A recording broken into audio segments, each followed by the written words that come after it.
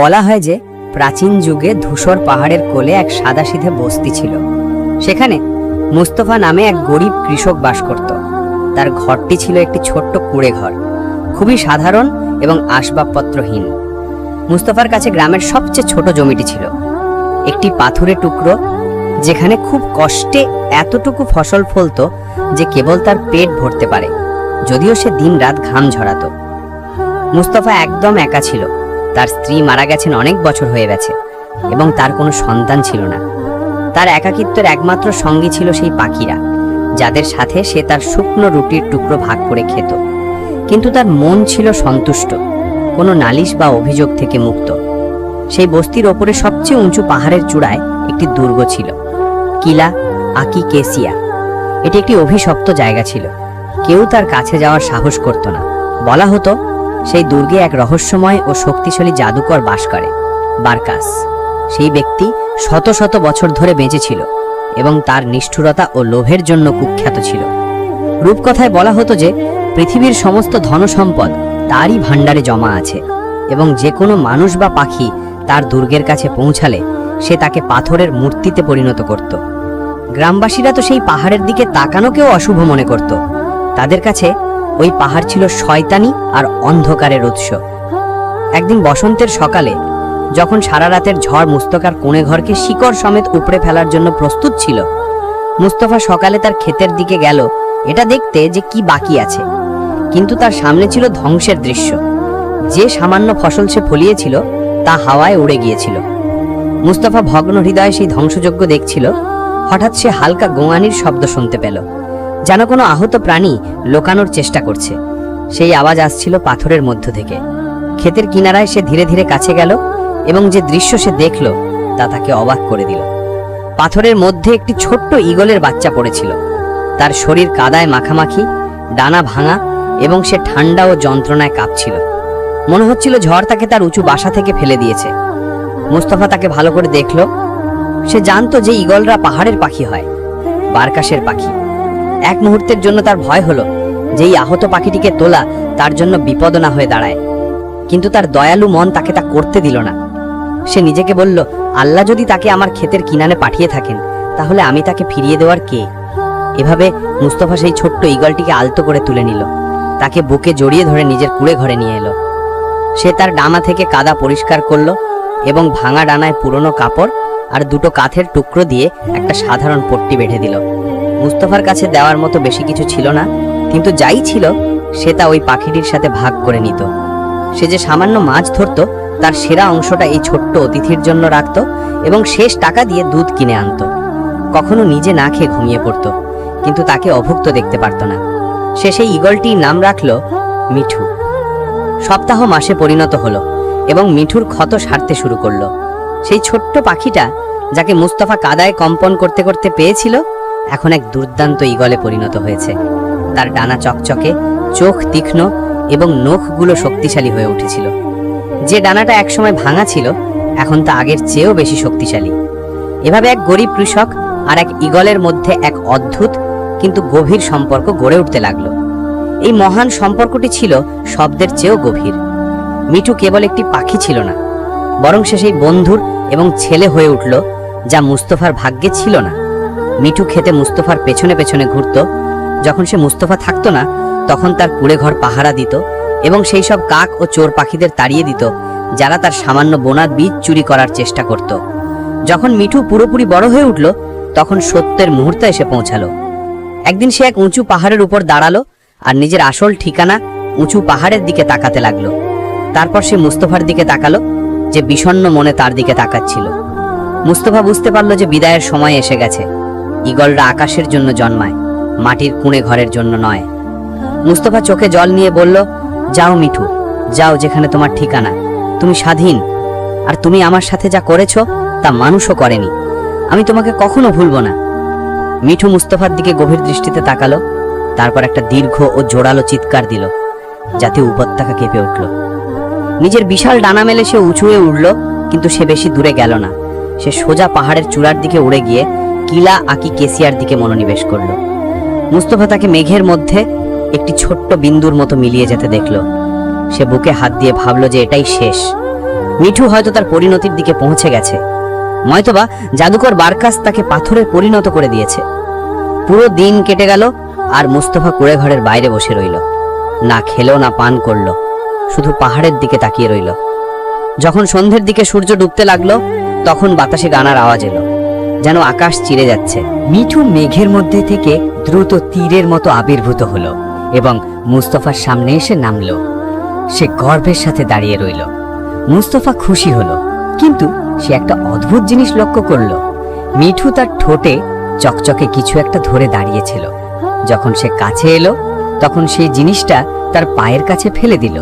সেটা ছিল একটা বড় খাঁটি সোনার মুদ্রা, চকচকে, এবং তার উপর এক অদ্ভুত সিলমোহর আঁকা ছিল, একটি খুলির নকশা, যার ভেতরে এক জাদুকরের চোখ আঁকা। মুস্তাফা সেখানেই জমে গেল। সে সাথে সাথে বুঝতে পারল যে এই মুদ্রা জাদুকর বারকাসের কোষাগারের। মিঠু নিজের জীবন বিপন্ন করে শয়তানের আখড়ায় ঢুকে এই উপহার তার মালিকের জন্য নিয়ে এসেছে, যে তাকে ছোটবেলায় খাওয়াতো। আজ সেই মিঠু তার জন্য এই নেয়ামত নিয়ে এসেছে।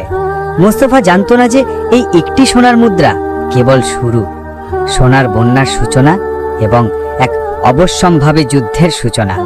মুস্তফা কাঁপতে কাঁপতে মুদ্রাটি হাতে তুলে নিল। এটি ভারী ও ঠান্ডা ছিল, আর যখন সে তার ওপর জাদুকরের সিলমোহর দেখল, তখন তার শরীর কেঁপে উঠল। সে চিন্তিত হয়ে মিঠুর দিকে তাকালো আর বলল, এ কি করলে বাবা? তুমি কি জানো তুমি কোথায় গিয়েছিলে? এই সোনা অভিযুক্ত, এটা জাদুকরের দুর্গের। কিন্তু মিঠু যেন কোনো পবিত্র অভিযানে নেমেছে। পরের দিন সকালে সূর্যোদয়ের সাথে সাথে সে আবার দুর্গের দিকে ছুটল এবং সন্ধ্যা নাগাদ ফিরে এসে মুস্তফার পায়ের কাছে দুটো সোনার মুদ্রা রেখে গেল। তৃতীয় দিন সে 3টি মুদ্রা নিয়ে এলো। এই সিলসিলা পুরো 1 সপ্তাহ জুড়ে চলল। মিঠু প্রতিদিন সকালে যেত আর প্রতিদিন সন্ধ্যায় মুঠো ভর্তি সোনা নিয়ে ফিরত। মুস্তফার গরিব রইল না। তার কাছে চকচকে সোনার মুদ্রার এক ছোট স্তূপ জমা হয়ে গিয়েছিল, এত যে তা দিয়ে গ্রামের সবচেয়ে বড় ক্ষেত কেনা এবং কুড়ে ঘরের জায়গায় প্রাসাদ তৈরি করা সম্ভব ছিল। কিন্তু মুস্তফা খুশির বদলে দিন দিন বাড়তে থাকা ভয়ের মধ্যে ডুবে যেতে লাগলো। সে সোনাগুলো একটা পুরনো মাটির পাত্রে রেখে তার কুড়ে ঘরের মাটির নিচে পুঁতে লাগলো এবং একটা মুদ্রাও খরচ করার সাহস করল না। সে জানতো যে এই সম্পদ আশীর্বাদ নয়, বরং শয়তানের দেওয়া অগ্রিম ক্ষতিপূরণ। যতবারই সে সোনা স্পর্শ করত, তার শীতলতা আঙুলগুলোকে কাঁপিয়ে দিত, আর তা থেকে এক অদ্ভুত গন্ধ আসত, গন্ধকার রত্ন পাথরের মতো। সবচেয়ে বড় কথা, সে মিঠুর জন্য ভয় পেত। কিভাবে সম্ভব যে কোনো ঈগল, যত বড়ই চালাক হোক না কেন, প্রতিদিন এক অমর জাদুকরের কোষাগার থেকে চুরি করবে আর ধরা পড়বে না? মুস্তফার ভয় অমূলক ছিল না। কিলা আকি কেসিয়াতে জাদুকর বারকাস তার জাদুর আয়নার সামনে বসেছিল। সে বোকা ছিল না। সে প্রথম দিনই সোনা গায়েব হওয়ার কথা টের পেয়েছিল, কিন্তু সে কোনো পদক্ষেপ নেয়নি, শুধু নজর রাখছিল। সে দেখল যে ঈগলটি বাতাসের এমন এক সুড়ঙ্গ দিয়ে তার কোষাগারে পৌঁছায় যেখানে মানুষ পৌঁছাতে পারে না। আর তারপর সে তাকে সেই গরিব কৃষকের খেতে নামতে দেখল। বারকাস এক শীতল হাসি হাসল। সে সোনা গায়েব হওয়ায় রেগে যায়নি, কারণ মিঠু যা এনেছিল তা তার কোষাগারের তুলনায় এক মুঠো ধুলোর সমান। কিন্তু সে ওই ঈগলটির মধ্যে নিজের পরিকল্পনার জন্য একটি নিখুঁত হাতিয়ার দেখতে পেল। বারকাস এমন একটা জিনিস চাইতো যা সোনা দিয়ে কেনা যায় না। সেই জিনিসটা গ্রামের এক সম্ভ্রান্ত পরিবারের কাছে শত শত বছর ধরে লুকোনো ছিল। হাজার আল হায়াত, জীবনের পাথর। বলা হতো সেই পাথর জমিকে উর্বর করে, রোগ নিরাময় করে এবং কালো জাদু নষ্ট করে দেয়। বারকাস ঠিক করলো যে সে ওটার মাধ্যমেই তার অমরত্বের আকাঙ্ক্ষা পূরণ করবে। সে নিজেকে বলল, এই গরিব কৃষক ফাঁদে পড়ে গেছে। আমি জেনে শুনেই পাখিটাকে আমার সোনা চুরি করতে দিয়েছি, আর এখন এই কৃষক আমার জীবনের কাছে ঋণী। শীঘ্রই সময় আসবে যখন আমি তাকে আমার ঋণ শোধ করতে বলবো। গ্রামে হঠাৎ মুস্তফার বিষয়টি সন্দেহের নজরে চলে এলো। হঠাৎ মুস্তফা খেতে কাজ করা ছেড়ে দিল। সে কুড়ে ঘরের বাইরে বসে চিন্তিত দৃষ্টিতে পাহাড়ের চূড়ার দিকে তাকিয়ে থাকত। প্রতিবেশীরা লক্ষ্য করতে লাগলো যে সেই অদ্ভুত ঈগল, যাকে সে পালছিল, প্রতিদিন জাদুকরের দুর্গের দিকে যায় এবং ফিরে আসে। কানাকানি শুরু হয়ে গেল। কিভাবে এক গরিব কৃষক কাজ ছেড়ে দিতে পারে, আর কেনই বা তার পাখি বারবার শয়তানের আস্তানায় ফিরে যায়? গ্রামের সর্দার, যিনি জ্ঞানী কিন্তু সতর্ক ছিলেন, মুস্তাফার কাছে এসে বললেন, হ্যাঁ মুস্তাফা, আমরা সব দেখছি। তোমার পাখি প্রতিদিন পাহাড়ের দিকে যায়। যদিও তুমি কোনো বিলাসবহুল জীবন প্রকাশ করনি, তবু আমরা অনুভব করছি যে তোমার ঘরে কোনো ভয়ঙ্কর রহস্য আছে। সতর্ক থেকো মুস্তাফা। যে সোনা জাদুকরের দুর্গ থেকে আসে তা শুধু ধ্বংসই নিয়ে আসে। মুস্তাফা লজ্জা আর ভয় অনুভব করল। সেই রাতে যখন মিঠু তার অভ্যাস মতো ফিরে এলো এবং তার সাথে এক ছোট থলি ভর্তি জহরাত ছিল, মুস্তাফা তাকে নিজের বাহুডোরে জড়িয়ে ধরে বলল, দয়া করে মিঠু, আর ওখানে যেও না। আমি এই সোনা চাই না। আমি তোমাকে নিরাপদে চাই। লোকে আমায় সন্দেহ করছে। কিন্তু মিঠু তখন অনুগ্রহ প্রতিদান দেওয়ার মেজাজে ছিল। সে মানুষের ভয়ের ভাষা বোঝে না।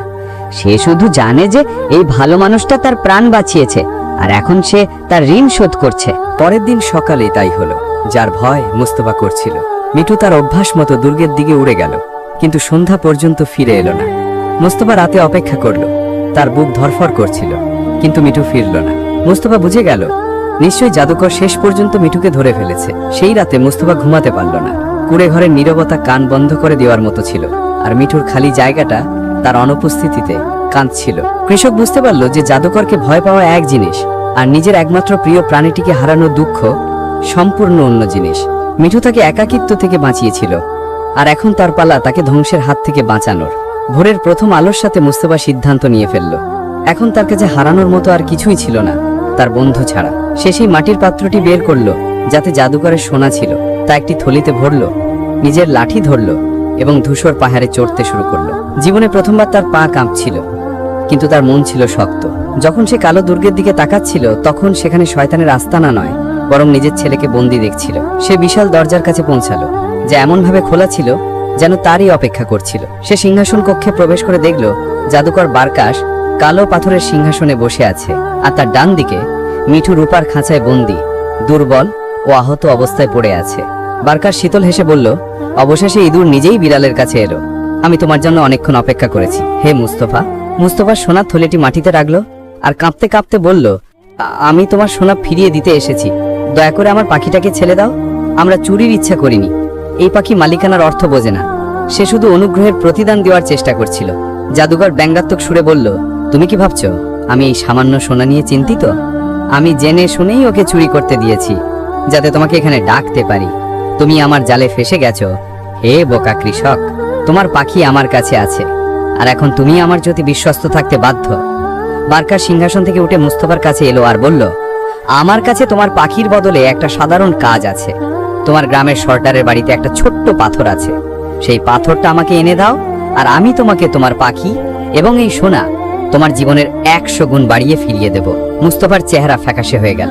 সে জানতো যে ওই পাথরটি গ্রামের সুরক্ষার আমানত এবং জমিকে উর্বর করে। সেটা জাদুকরের হাতে তুলে দেওয়ার অর্থ হলো গ্রামকে পুরোপুরি ধ্বংস করে দেওয়া। মুস্তাফা বলল, কিন্তু এতে তো আমরা সবাই ধ্বংস হয়ে যাব। বারকার শীতল কণ্ঠে জবাব দিল, তাতে আমার কি? তোমাদের ধ্বংসের এটাই মূল্য। হয় ওই ছোট পাথরটা নিয়ে এসো, না হয় তোমার পাখির আত্মা। মুস্তাফা এমন এক জালে ফেসে গেল যা সে কল্পনাও করতে পারেনি। সে মিঠুর দিকে তাকালো, যে হতাশ চোখে তার দিকে তাকিয়েছিল। সে মাথায় নিচু করে বলল, আমি এটা করব, শুধু আমাকে কাল পর্যন্ত সময় দাও। মুস্তাফা ভগ্ন হৃদয়ে গ্রামে ফিরে এলো। সে সোজা গ্রামের সর্দারের বাড়িতে গেল এবং সবকিছু স্বীকার করে বলে দিল, ঈগল, সোনা এবং জাদুকরের দাবির কথা। সে আশা করেছিল যে সর্দার তাকে বকাবকি করবেন বা বন্দি করাবেন, কিন্তু প্রবীণ সর্দার প্রজ্ঞার সাথে তার দিকে তাকালেন আর বললেন, তুমি ভুল করেছ যখন সোনা গ্রহণ করেছিলে, কিন্তু তোমার মন তাতে কলুষিত হয়নি, আর এটাই আসল কথা। সর্দার বোঝালেন যে জাদুকর ওই পাথরটি চায় কারণ সে জানে যে এই পাথর কেবল পবিত্র হৃদয়ের মানুষের হাতেই কাজ করে। সেটাকে নিজের শয়তানি শক্তি দিয়ে নোংরা করতে চায়। সর্দার বললেন, আমরা তাকে পাথরটা দিয়ে দেব। মুস্তাফা অবাক হলো, কিন্তু সর্দার বললেন যে জীবনের পাথর তার শক্তি নেয় পবিত্র উদ্দেশ্য থেকে। সে ভালো মানুষদের নিরাময় করে আর খারাপ মানুষদের পুড়িয়ে দেয়। বারখাসের মন তার দুর্গের মতোই কালো। যাও মুস্তাফা, এই পাথর তাকে দিয়ে এসো আর আল্লাহর ওপর ভরসা রাখো। সর্দার তাকে সেই সাদা ছোট পাথরটি দিলেন, যা থেকে হালকা উষ্ণ আভা বের হচ্ছিল। মুস্তাফা দ্রুত হৃৎস্পন্দন নিয়ে দুর্গের দিকে ফিরে গেল আর সেই পাথর জাদুকরের হাতে তুলে দিল। বারকার শ্বাসরুদ্ধকর উত্তেজনায় পাথরটি ছিনিয়ে নিল আর অট্টহাসিতে ফেটে পড়ল। সে পাথরটিকে তার অপবিত্র হাতের মুঠোয় ধরে তার শক্তি শোষণ করে নেওয়ার চেষ্টা করল, কিন্তু যখন তার অপবিত্র হাত সেই পবিত্র পাথরটিকে স্পর্শ করল, তখন উল্টোটা ঘটল। পাথরটি জাদুকরের জীবন শুষে নিতে শুরু করলো। বারকাশ এক ভয়ঙ্কর চিৎকার করে পাথরে পরিণত হতে শুরু করলো, ঠিক সেই কালো পাথরের মতো যা দিয়ে সে তার দুর্গ বানিয়েছিল। সেই পাথর তার ভিতরের সমস্ত শয়তানিকে পুড়িয়ে দিচ্ছিল। যখন জাদুকরের মনোযোগ সরে গেল, তখন রূপার খাঁচাটি ফেটে ঘুরে মিচুস তীরের মতো বাইরে বেরিয়ে এলো। সে পালালো না, বরং সেই মুহূর্তে ভেঙে পড়তে থাকা জাদুকরের উপর ঝাঁপিয়ে পড়ল এবং তার ঠোঁট দিয়ে সেই জাদুর আয়নাটি ভেঙে ফেললো, যা দিয়ে সে দুনিয়ার উপর নজর রাখত। আয়না হাজার টুকরোয় ভেঙে গেল। আয়না ভাঙার সাথে সাথে এবং জাদুকর অদৃশ্য হয়ে যাওয়াতে দুর্গটি কাঁপতে শুরু করলো এবং টুকরো টুকরো হয়ে ভেঙে পড়ল। মুস্তাফা গরম পাথরটি ধরল, মিঠু লাফায় তার কাঁধে বসলো, আর দুজনে দুর্গ থেকে দৌড়ে বেরিয়ে এলো। তার আগেই দুর্গের পাথরগুলো তাদের উপর চাপা পড়ে জাদুকরের কোষাগারকে চিরতরে কবর দিয়ে দিল। তারা গ্রামে ফিরে এলো সোনা নিয়ে নয়, বরং তার থেকে অনেক বেশি মূল্যবান জিনিস নিয়ে, নিজেদের স্বাধীনতা আর গ্রামের সুরক্ষা। মুস্তাফা সেই জীবনের পাথর সর্দারকে ফিরিয়ে দিল আর নিজের সেই সাধারণ কুড়ে ঘরে ফিরে গেল। তার কাছে এখনো সেই পাথরে ক্ষেত আর এক মহান বন্ধুই ছিল, যে তার মাথার উপর প্রহরীর মতো উড়ে বেড়াতো। এইভাবেই মুস্তাফা তার বাকি জীবন দারিদ্র্যের মধ্যেই কাটালো, কিন্তু তার মন ছিল শান্তি আর খুশিতে ভরপুর। আর এক মহান ঈগল তার রক্ষক হয়ে রইল। সে শিখল যে সবচেয়ে বড় সম্পদ সেটা নয় যা তুমি অন্ধকার দুর্গ থেকে চুরি করো, বরং সেটাই যা তুমি নিজের ঘরে ভালোবাসা আর দয়া দিয়ে লালন পালন করে বড় করে তোলো, হোক না সেই ঘর মাটির কুঁড়ে ঘর। এখানেই আমাদের গল্পের শেষ, কিন্তু গল্পকারের গল্প শেষ হয় না। আমাদের জানান যে আপনি এই গল্প থেকে কি শিখলেন এবং কোন দেশ থেকে আমাদের শুনছেন। যদি আপনার এই গল্পটি ভালো লেগে থাকে, তাহলে লাইক এবং সাবস্ক্রাইব করতে ভুলবেন না, যাতে আপনি আমাদের প্রতিটি নতুন গল্পের সাথে থাকতে পারেন।